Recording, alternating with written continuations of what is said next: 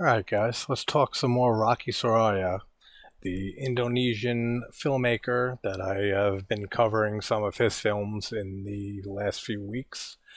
So, he has his doll series that I've done videos on, the Doll 2 and the direct follow up to that, Sabrina.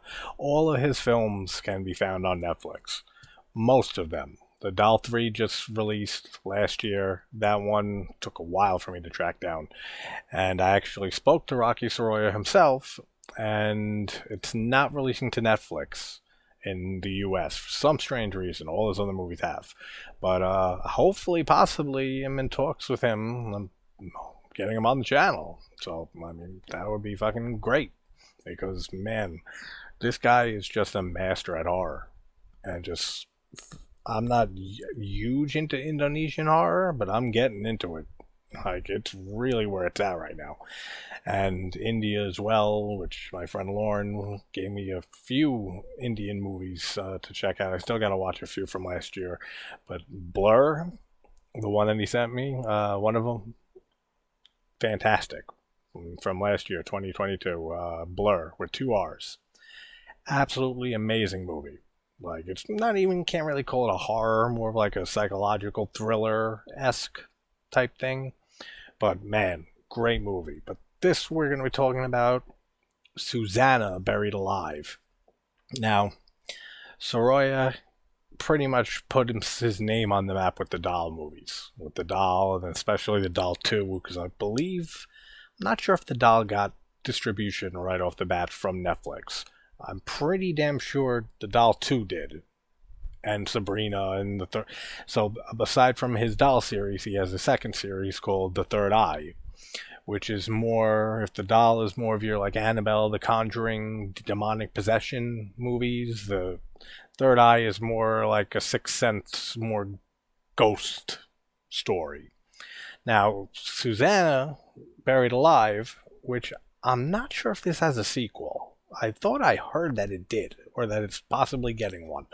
But they have the first one on Netflix, and I'm not going to do a whole huge spoiler discussion here like I usually do, but just because I just saw it last night, and I like to kind of rewatch a movie for a second time, like a foreign film, like for some reason, like not so much with Italian horror, but like with foreign horror, I like to get a second watch in.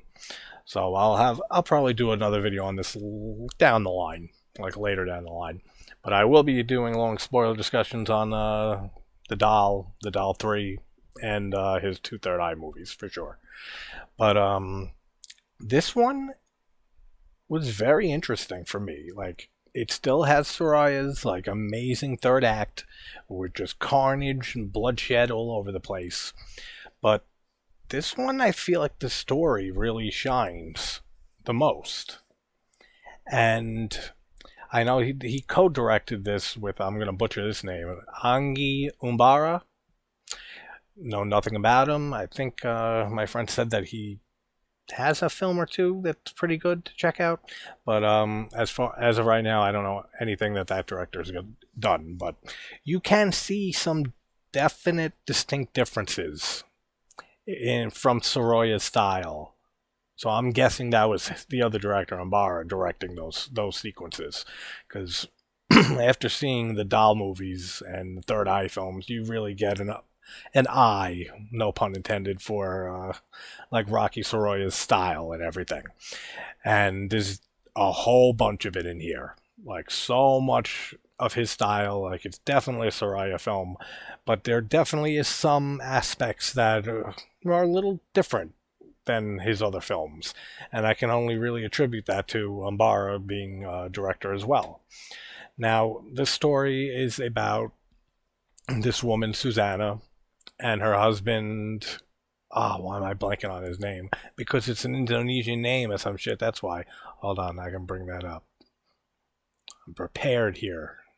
Mostly. It was on the wrong tab. Satria. Why could I not remember that? Satria, his name is. And they're married, and they've been waiting 5 years to have a child. And Susanna is finally pregnant. She gets the news. She tells her husband, Satria, and he is so happy and swears to protect his family, their little family together.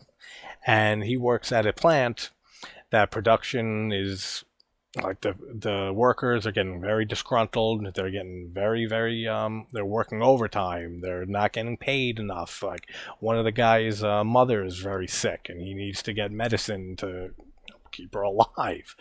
And times are tough, so they decide to rob Satria, their boss, after he goes on a trip to Japan. So Susanna is left home alone. She goes out actually to the movies with the three caretakers, which these people are hysterical. Like that's what I mean. I'm not sure if that was Soraya or Umbara. I don't know how much Umbara of anything, but if he has any comedy, because there was definitely more comedic relief in here than in the usual Soraya film.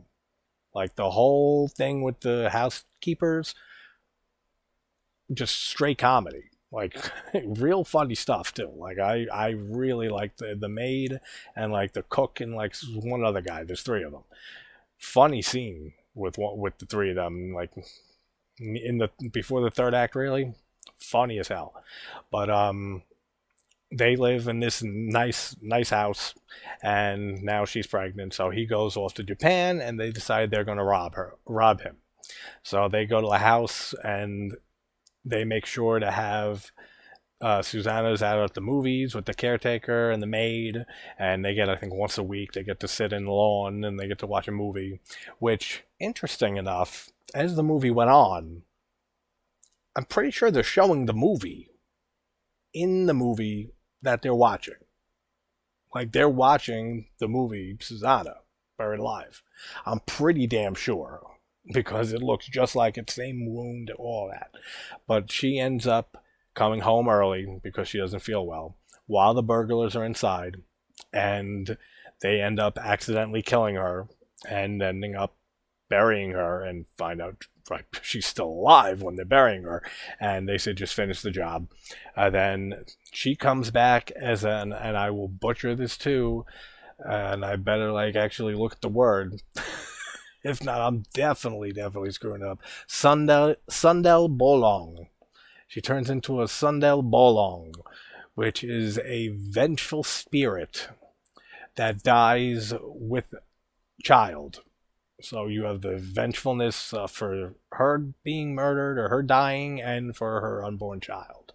And she will come back and get vengeance on everybody who had anything to do with her death. So it was odd watching this. As I said, it's a lot more story driven than the doll movies or the Third Eye films. I mean, the Third Eye films have a little more story than the doll films, I would even say. But like this was very story centric for the most part, and it was very well written. It was very well done. Luna Maya, and I'm pretty sure she plays Maya or Myra in the Doll 2 and Sabrina, right? Pretty sure. But phenomenal job as always as Susanna. And the guy who plays Satria, great job. Like I said, the three caretakers, hilarious, like awesome job. But as they go, I'm gonna talk a little bit spoilers here. But as the time went on, and just seeing how these people, these group of four burglars, the workers for Satria, killed her by accident. They impale her in the back with a sharp piece of bamboo, and she has this big blood mark and stuff, and entry wound on her back. And whenever she is the Sunday Bolong, I'm just gonna say fucking spirit. Every time she's a spirit, then you'll see the thing on her back. But like when she could still be herself in a way because she's still sleeping and she's still interacting with the housekeepers and stuff. So it's an interesting concept, and I'm pretty sure this is a remake of a Indonesian film from like the early 80s, 1981, 80, something like that. And it has to do with the same, I'm guessing this is a cultural urban legend of the Sunday Bolong. But interesting.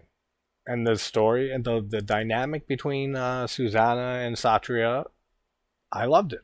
Like I thought they had great chemistry together, the actors, and the characters had a great relationship together. Like you really felt their love and you really felt their pain.